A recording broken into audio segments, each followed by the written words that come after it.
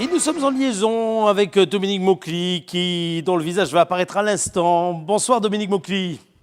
Bonsoir. Bonsoir à vous. Ma première question elle est toute simple. Vous qui dirigez Teréga, où est-ce que vous êtes aujourd'hui? Où est-ce que vous êtes confiné? Où est-ce que vous étiez confiné jusqu'à présent? Parce qu'aujourd'hui, c'est un jour de déconfinement. En fait, je suis chez moi à Paris et depuis le début du confinement, mon bureau est installé dans ma cave, entre guillemets, parce que c'est là où la Wi-Fi passe le mieux. Et donc, je suis plus près de la fibre et du coup, voilà, je suis bien installé. Bien installé et bien sûr à surveiller, j'imagine, la façon dont Teréga a fait face d'abord à la crise sanitaire au point de vue de son mode de fonctionnement, de quelle façon elle s'est préparée maintenant à cette nouvelle étape que nous vivons. Un petit mot pour celles et ceux qui ne connaîtraient pas ce que représente aujourd'hui Teréga. Longtemps pour les Béarnais, appelé TIGF, je me permets de le rappeler, parce que pour beaucoup, c'est encore resté dans la tête des gens, même si aujourd'hui, on le voit bien, Teréga est vraiment inscrit dans le paysage institutionnel, local, national, mais international également. Oui, alors, en deux mots, d'abord, vous parlez de TIGF, mais en fait, sur les territoires, on nous connaît aussi sous le nom de GSO. Et alors, Absolument, quand on cherche à savoir qui on est, souvent on commence par dire, bah, voilà, on est les anciens GSO, et tout à coup, c'est ça vrai, marche. c'est vrai. Oui, alors, Teréga, en fait, on est un opérateur de réseau, d'infrastructure de gaz. C'est-à-dire qu'en fait, on investit et on gère des installations qui permettent de transporter le gaz naturel jusqu'aux distributions publiques ou jusque chez des industriels. Et puis, on a aussi des installations de stockage de gaz naturel qui sont installées pour l'essentiel dans les Landes et dans le Gers. Voilà, et notre réseau, en deux mots, c'est 5000 km de réseau de gaz qui alimente donc la Nouvelle-Aquitaine, l'Occitanie. En termes de stockage, on représente 25% des capacités de gaz naturel stockées en France. Et si on parle maintenant de nos collaborateurs, de qui on est, en fait, on est 600, dont à peu près la moitié à Pau et à Billère, donc dans cette belle ville dans laquelle vous êtes en ce moment. Absolument. Alors, de quelle façon d'abord Teréga s'est-elle adaptée pour faire face à la crise sanitaire actuelle et notamment qu'est-ce qui a été mis en place en matière de continuité de l'activité? Alors, vous savez, quand on est opérateur de réseau, comme nous le sommes, et avec le devoir d'amener de l'énergie à tous les moments et dans toutes les conditions, on a nécessairement dans nos procédures des systèmes de gestion de crise et de mise en place d'une organisation de continuité d'activité. Alors, ça veut dire quoi? Ça veut dire qu'en fait, on adopte à un moment donné des modes de fonctionnement qui nous permettent de fonctionner sur la durée et en assurant qu'on va pouvoir le faire longtemps, quelles que soient les conditions extérieures. Donc en fait, ces plans de continuité d'activité, eh bien, on les déploie en fonction des cas particuliers. Donc là, on a un cas de pandémie. Cette épidémie, ça veut dire qu'elle peut se traduire potentiellement par l'indisponibilité de personnes qui sont vitales pour le bon fonctionnement de l'entreprise. Donc on va préserver au maximum toutes les personnes de l'entreprise qui sont susceptibles de conduire nos installations, bien évidemment à distance. Alors, globalement, dans l'entreprise, tout le monde n'a pas les compétences pour conduire nos installations depuis le centre de dispatching ou depuis le centre de Lussagné. Donc, on préserve ces personnes en particulier. On fait en sorte qu'elles fonctionnent et qu'elles fonctionnent en rencontrant le minimum de personnes du reste de l'entreprise et qu'elles peuvent continuer d'assurer leur travail le plus longtemps possible. Pour les autres, eh bien les autres, on a fait pareil, c'est-à-dire que dans le cas d'une épidémie, on protège nos salariés au maximum. Ils sont donc allés travailler chez eux en télétravail. Et puis, cette position de télétravail, puisqu'en fait, l'entreprise ne s'est pas arrêtée du tout. Le 17 mars, on a décidé qu'on passait dans ce mode de continuité d'activité. Donc, il n'y avait plus qu'une vingtaine de personnes en permanence sur nos installations, 180 disponibles à tout instant pour venir si jamais on avait un incident, parce que vous pouvez toujours avoir un incident technique, une maintenance en urgence à faire, etc. Donc, 180 personnes disponibles. Et puis, le reste de nos collaborateurs qui faut continuer de travailler, mais depuis leurs postes normaux. Donc, les commerçants continuaient de discuter avec le régulateur, les juristes avec l'ensemble des gens avec lesquels on a des contrats, la stratégie pour préparer la phase d'après, bien évidemment. Ça veut dire, Dominique Maucly, on va venir justement sur cette phase d'après, mais ça veut dire très concrètement qu'il n'y a pas eu d'activité partielle au sein de Teréga. Non, non, au sein de Terraga, il n'y a pas eu d'activité partielle et il n'y en a toujours pas aujourd'hui. Il y a nécessairement eu une petite phase d'adaptation au départ et au démarrage de ce plan de continuité d'activité pour les gens qui n'avaient pas de solution pour faire garder leurs enfants, mais ça Oui. a duré quelques jours. Et ensuite, je veux dire, tout est rentré dans l'ordre. Alors aujourd'hui, finalement, qu'est-ce qui a changé en ce 11 mai, dont certains diront beaucoup qu'il y a eu l'avant et l'après, peut-être par la suite, mais vous, en l'occurrence, les salariés restent toujours en télétravail aujourd'hui. Qu'est-ce qui a changé concrètement? Alors, vous avez d'abord les gens qui s'occupent de nos installations, qui sont les opérationnels. Je vous ai dit, pendant la période de confinement, on avait arrêté les chantiers, Oui. on a fait en sorte de préserver les populations qui sont susceptibles d'intervenir directement sur nos installations, et donc on les a préservées de contacts extérieurs, mais néanmoins elles étaient mobilisables à tout instant pour aller intervenir.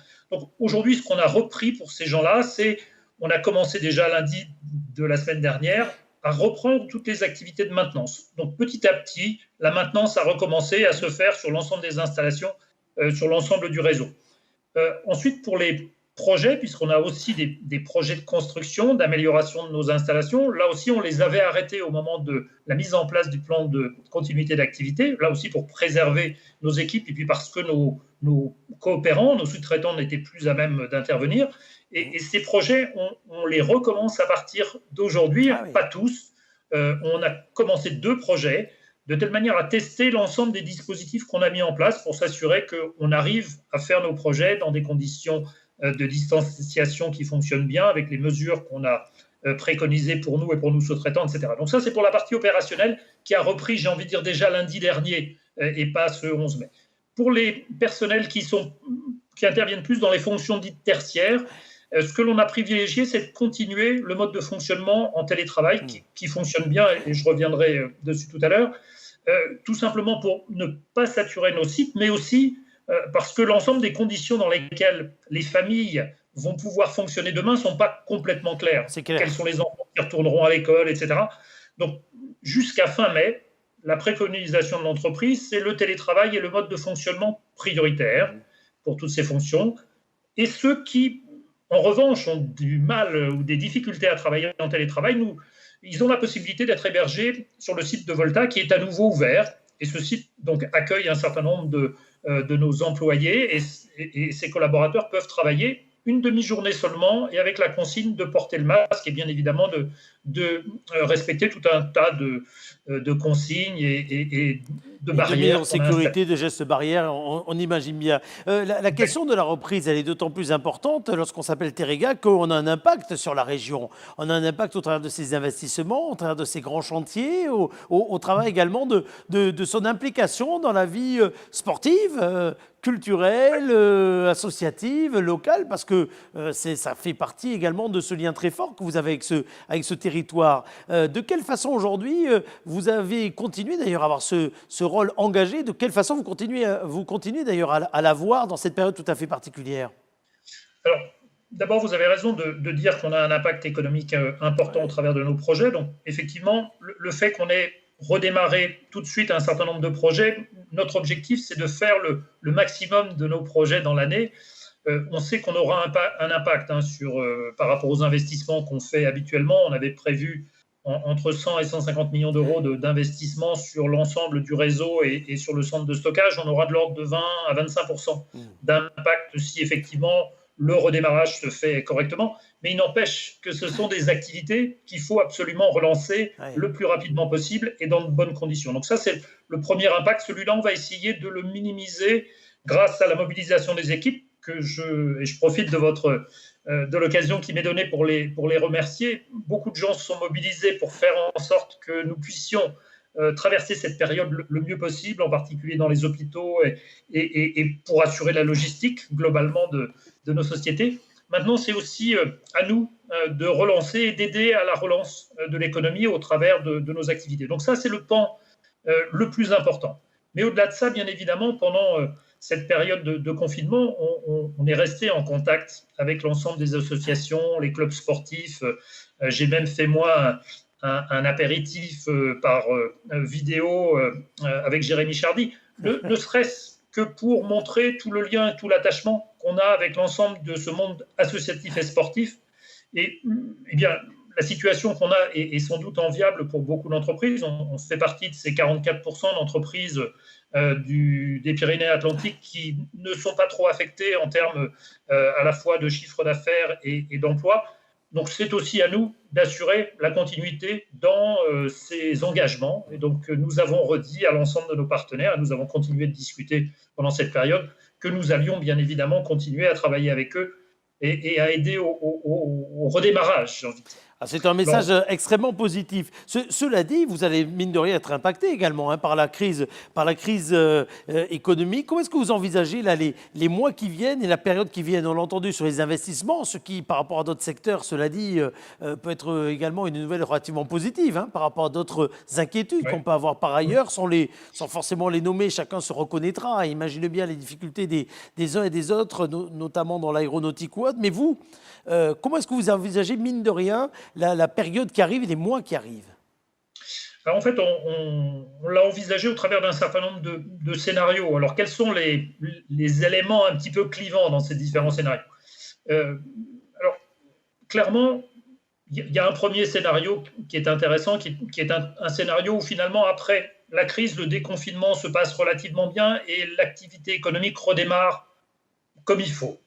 Et donc ça, c'est un scénario sur lequel on peut envisager que sur les 2 ans qui viennent, entre maintenant et dans 2 ans, en fait, on arrive à rattraper le retard en termes d'activité économique, d'investissement, etc. Ça, c'est le scénario, j'ai envie de dire, un peu le plus vert. Ouais. Et dans tous les scénarios, vous verrez, de toute façon, on pense que la transition énergétique est un des éléments et un des facteurs de relance, parce qu'on a fait des expériences pendant cette période et que ces expériences, eh bien, elles vont nous tirer vers du plus vert et du plus propre. On y reviendra d'ailleurs tout à l'heure, puisqu'on se posera la question de la transition énergétique, et voire même de la transition écologique, d'une façon beaucoup plus large. Mais donc, premier scénario, imaginons que malheureusement, ce ne soit pas aussi feu vert, justement. Eh bien, les scénarios qui sont des scénarios un petit peu plus pessimistes, ce sont des scénarios où en fait l'activité économique redémarre plus doucement. Et ça veut dire globalement pour des opérateurs comme nous une activité de distribution d'énergie plus faible dans les mois qui viennent sur l'ensemble du réseau. Et quand je dis les mois, typiquement, on pourrait imaginer des scénarios dans lesquels l'activité économique redémarre beaucoup plus doucement. Et typiquement, sur les 3 ou 4 ans qui viennent, on est dans une situation qui est une situation intermédiaire entre ce que l'on a connu avant la crise et le bas de la crise. Et voilà, donc ça, c'est une situation vis-à-vis de laquelle on est préparé, là aussi. On est capable d'affronter cette situation, tout simplement parce qu'on est une entreprise relativement résiliente de par le business model que nous avons. Mais il faut aussi envisager ce type de scénario. Ça veut dire que dans ce type de scénario, vous pourriez avoir des clients, des acteurs industriels, par exemple, sur lesquels il faille que Teréga soit un peu plus souple en matière de conditions générales de vente, voire même de facilité de paiement. Vous êtes dit que c'était quelque chose que vous pouviez vous amortir peut-être, alors que la mécanique industrielle va peut-être avoir plus de mal dans certains domaines? Alors en fait, on a déjà pris des mesures de ce type-là pendant la période qui vient de s'écouler. En particulier, vous avez des industriels qui aujourd'hui ont arrêté leur activité. On a, nous, des contrats de maintenance sur les postes de livraison qui amènent le gaz chez eux. Eh bien, on leur a fait des facilités de paiement, c'est-à-dire qu'on a autorisé en fait qu'ils décalent les paiements de ces opérations de maintenance pendant toute cette période-là, et puis on verra quand l'activité repartira. On a aussi fait des facilités de paiement à des fournisseurs. On a un certain nombre de nos fournisseurs qui sont des entreprises de taille moyenne et qui ont besoin d'un peu de trésorerie. Alors cette trésorerie, on peut nous les aider à l'avoir au travers des contrats qu'on a avec eux. Les contrats qu'on avait avec eux, on les a aussi interrompus pour que pendant quelques temps, ces opérations de maintenance, par exemple, ou de construction soient décalées dans le temps. On peut aussi accompagner ces entreprises pendant la durée. Après, si cette situation venait à durer, aujourd'hui, vous savez que nos revenus, en tout cas, sont des revenus qui sont encadrés par le régulateur, et tout ça est fixé dans un cadre, et ce cadre, il est valable pour 4 ans. Aujourd'hui, dans les scénarios tels qu'on les envisage, les scénarios plutôt verts, ce cadre de régulation n'a pas de raison, a priori, de changer. Dans un cadre où, effectivement, il y aurait beaucoup de baisse de consommation, là, on pourrait être amené à ce que le régulateur regarde les tarifs qui sont attribués à des opérateurs comme nous et se dise il faut que je change les règles. Et ça, on en discutera si si on en arrivait là. Dominique Maucly, depuis de très nombreuses années, et d'ailleurs même avant votre arrivée à Terega, c'est d'ailleurs peut-être d'ailleurs ce qui a facilité entre guillemets celle-ci, vous dites, vous faites partie de ceux qui disent attention, nos modes de consommation, nos modes de production vont forcément évoluer. Il y a une transformation qui de toute façon engagée. Cette transformation énergétique, elle s'entend plus que d'ailleurs dans le simple coût de l'énergie, etc. Elle touche le modèle d'une façon globale. Et c'est une transition écologique. Est-ce que vous avez l'impression que ce que nous vivons aujourd'hui, c'est une sorte d'accélérateur qui va obliger des tas de personnes, mais peut-être l'entreprise elle-même que vous dirigez, à aller encore plus loin dans le fait de se réinventer et d'écrire quelque part le nouveau modèle sur lequel on pourra se reposer durablement dans les mois, dans les années qui viennent? Alors, en tout cas, je l'espère. Et je continue de pousser les mêmes idées. Et vous avez raison de le dire. En fait, le modèle et le plan de transformation de l'entreprise, on l'avait appelé Impact 2025, et il est fondé effectivement sur la révolution énergétique, la révolution digitale, et aussi une évolution des comportements managériaux et de fonctionnement de l'entreprise. Et sur les 5 axes qui déclinent ce plan au sein de l'entreprise, il y en a un qui s'appelle réinventer l'ADN de Terega. Il se trouve qu'on a fait le test en vraie grandeur, par exemple sur le digital. En 2017, on a réinventé l'entreprise sur le plan du digital. Force est de constater qu'on a pu fonctionner pendant cette période de confinement en ayant des réunions internes, des réunions externes, en ayant l'ensemble de nos collaborateurs. Tous les lundis matins, je fais ma conférence à nos collaborateurs depuis mon bureau parisien, et tout le monde est connecté simplement sur YouTube. C'est pas très compliqué, hein. Il suffit d'avoir quelques outils et de bonnes infrastructures. Donc cette révolution, on l'a engagée, on a bien fait de l'engager. Maintenant, elle va aller encore beaucoup plus vite, et cette révolution, elle doit permettre à l'ensemble des territoires de reprendre une place bien plus active dans les modèles de fonctionnement que ce qu'elle avait avant. Et là-dessus, je voudrais insister. On a lancé la Cloud Academy, qui est en fait un endroit où, puisqu'on a fait le choix d'aller dans le cloud, parce qu'on pense que c'est là que se trouvent les bonnes solutions demain pour avoir du digital et du digital de bonne qualité, eh bien, on a souhaité former un maximum de jeunes dans nos territoires pour qu'ensuite ils puissent irriguer l'ensemble des entreprises. Et là, je fais un appel au peuple. Je profite de votre émission pour dire que nous avons besoin de partenaires pour faire en sorte que cette Cloud Academy fonctionne. On l'a fait pour nous, bien sûr, mais on l'a fait aussi pour les territoires. Il faut que d'autres entreprises que nous accueillent des jeunes que nous avons formés et les accueillent dans leur parcours d'alternance. Et on a besoin d'être plusieurs pour faire ça. Tout le monde ne peut pas venir chez Terega et ce ne serait pas bon. Et là, il y a un creuset essentiel. Vous avez raison de le dire, et j'en profite parce que vous avez saisi la balle au bon pour vous dire et le redire également qu'en effet, je pense qu'il y a une intelligence collective à avoir là-dessus, et sur ce territoire, il y a un coup formidable à jouer, et en tout cas, à 1000% d'accord avec vous, et si on peut servir à quelque sorte que ce soit, comptez sur nous, parce qu'en effet, vous avez raison de le dire, le pari de l'avenir, il est là aussi, il est vraiment là.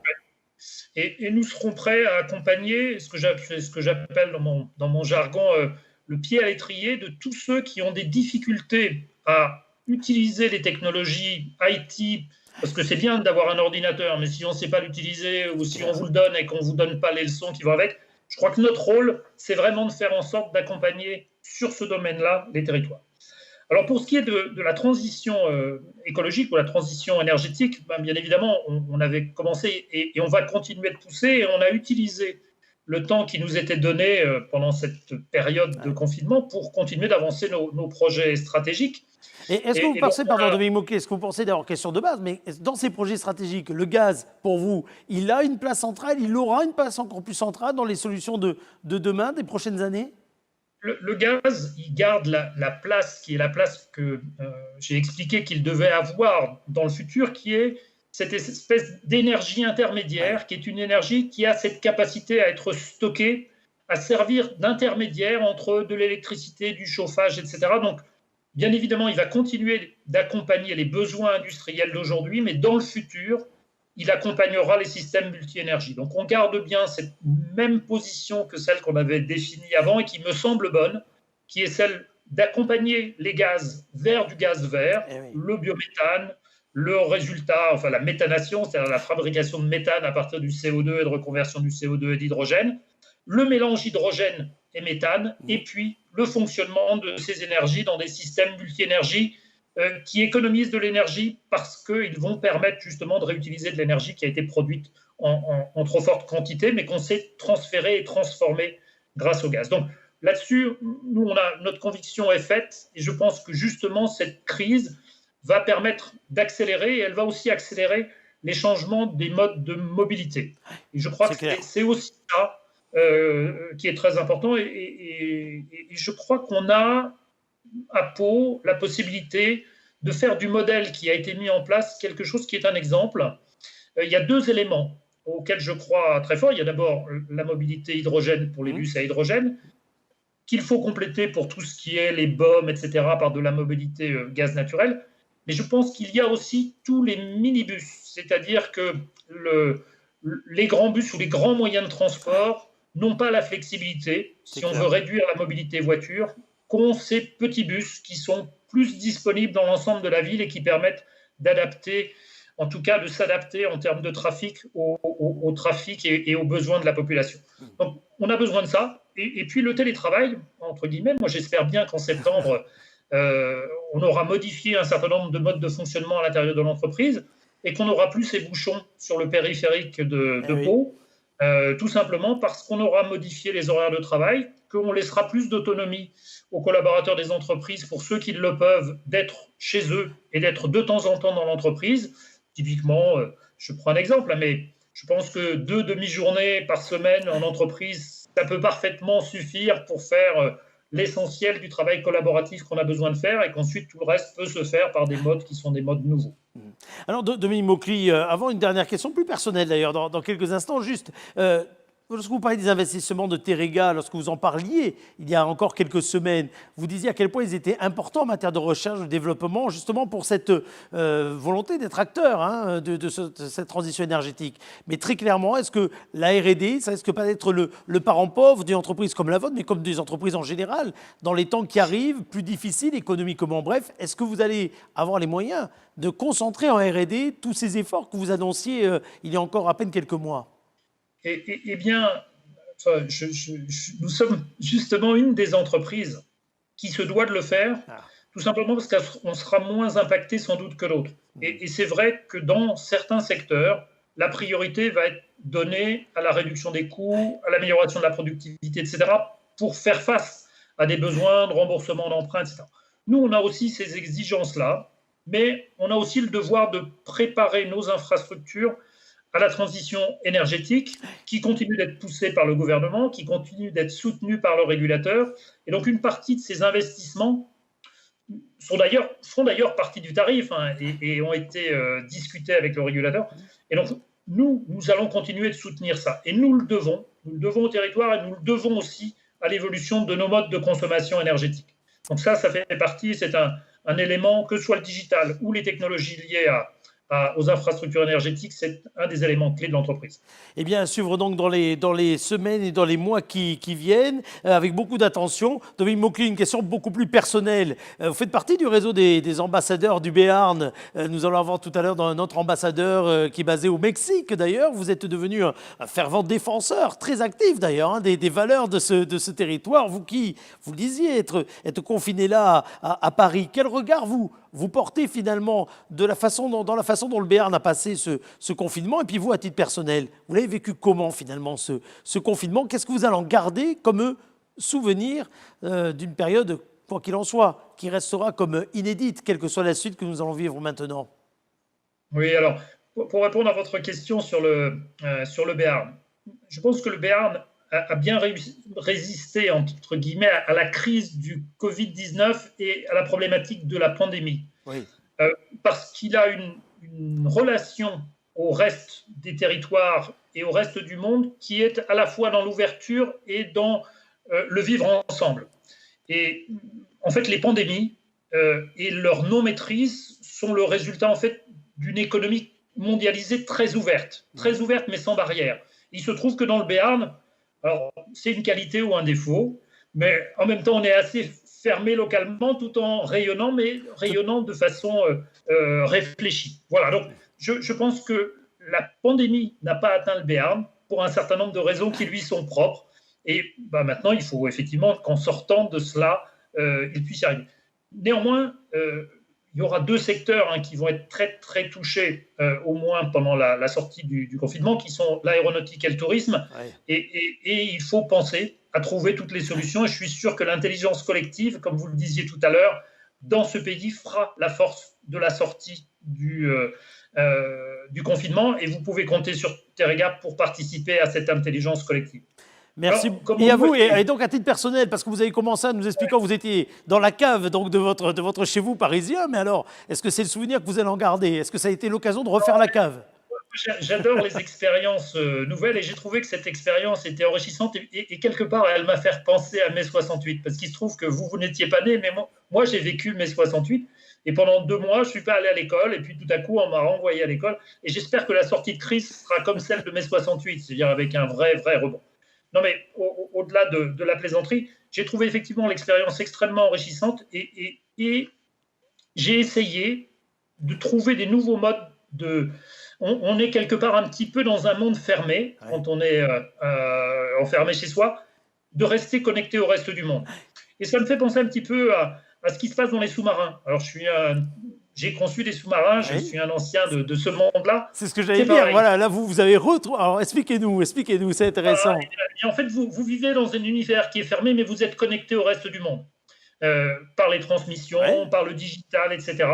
Et j'ai trouvé que la connexion que j'avais avec le reste du monde était quelque part bien meilleure que dans le monde normal. Ouais. C'est-à-dire que les visios qu'on se fait entre amis, à l'autre bout du monde, j'ai fait le tour du monde, ne serait-ce que pour savoir comment en Chine ça se passait, les confinements, en Allemagne, etc. Donc, tous les samedis, tous les vendredis, tous les dimanches, j'essayais de proposer une petite visio pour bien comprendre ce qui se passe dans le reste du monde. Donc, voilà, une expérience. Et c'est aussi parce que, cela dit, on peut se parler d'une autre façon qu'en morse, ce qui facilite également pour faire ce genre de choses par rapport aux sous-marins. Ah oui, mais vous savez, ils sont très très bien équipés. Je n'en doute pas, non, je n'en doute pas. L'information est beaucoup plus que vous ne pensez. Non, voilà. Non, mais je n'en doute pas. Et je pense qu'on va vivre une période de déconfinement très très enrichissante aussi. Eh bien, on va le souhaiter. Merci en tout cas, Dominique Maucly, d'avoir été notre invité. On va faire le tour du monde dans quelques minutes. On va aller du côté du Mexique. Mais pour l'heure, on va se concentrer sur ce qui s'est passé aujourd'hui dans les rues de la ville de Pau et dans les rues du Béarn, avec dans quelques instants l'équipe de la République des Pyrénées qui va nous rejoindre. Merci pour cet échange, en tout cas. Et puis à très bientôt ici, sur ce territoire où physiquement peut-être éloigné, mais on le sent bien avec une emprise toujours très concrète sur le devenir de celui-ci. Merci, Dominique Maucly. Au revoir, à très bientôt.